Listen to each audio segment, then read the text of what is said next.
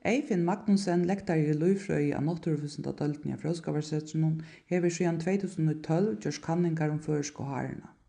Hann hevur millum annað gjørt skrásetingar av hvussu nógvar harur árliga verða skotnar, litbreytingar hjá harini gjøgnum tíðina, nær hon skiftir lit frá summar til vetrarlit. Og í framtíðini eisini ætlanir að kanna hvat haran etur, eins og at seta sendarar av nakrar livandi harur fyri að kanna hvussu haran flytur seg. Samanlagt her gjørt 8 styttri filmsklipp harina og haruveiðu í Føroyum. Og í seinasta parti vi gjør de evne om nekver skått av harur i Føroyum. Det er alltid ikke. Og i hesum parten skal det komme inn av stånsrøkt. Hvordan stånsrøkten av føroyska harstånden, og vil føroyska harstånden veitur boradikt. I Føroyum det ikke myndelagene som fylgjer vi hareskjøtingen i Føroyum, og vi vet har ikke noe allmenn tøl for at du tøyner hvordan jeg harre hever skåten, eller hvordan harestånden hever haft det.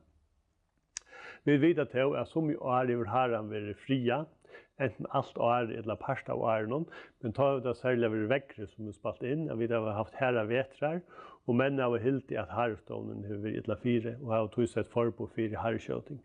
Men tar det ofte opp til ønskog og heaner, eller kommuner som gjør det.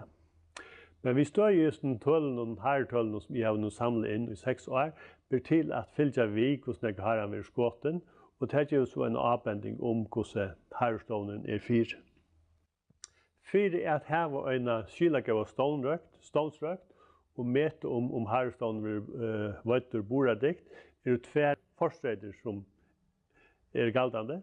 Den første er at vi vet hvordan jeg vil herre være skottnar, og hin er hvordan større herrestånden er. Vi tar med tølene som vi har nå, vet vi nøklunda hvordan jeg vil herre være skottnar, og vi har gjort en meting leslige meting om at føroyska herrestånden ligger kanskje om til 20 000 herrene. Og vi står jo i hessen tølen som vi har samlet inn, og om hessa kanningar fortsetter og i framtøyene, så blir til at fylgja vi hvordan føroyska herrestånden hever det.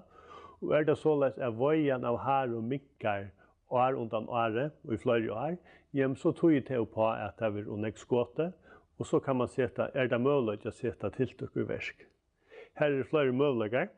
Vi kunne sette hamark 4, hvordan jeg var bysser i løvdar i hver heia. Vi kunne også sette hamark 4, hvordan jeg turer over jinkner i hver heia. Og som det 3 kunne vi også sette hamark 4, hvordan jeg var her til løfta kjøt i hver heia.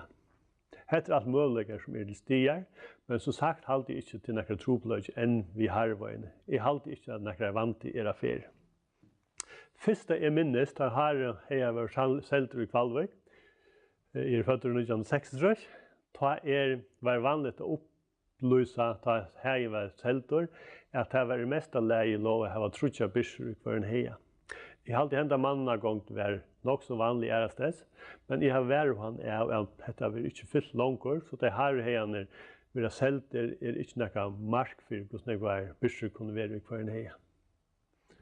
Og i det det rettelig imest, her kan vi ha trutjar 5 og som for en halvt opp på 20 bysser og gjøre en heia.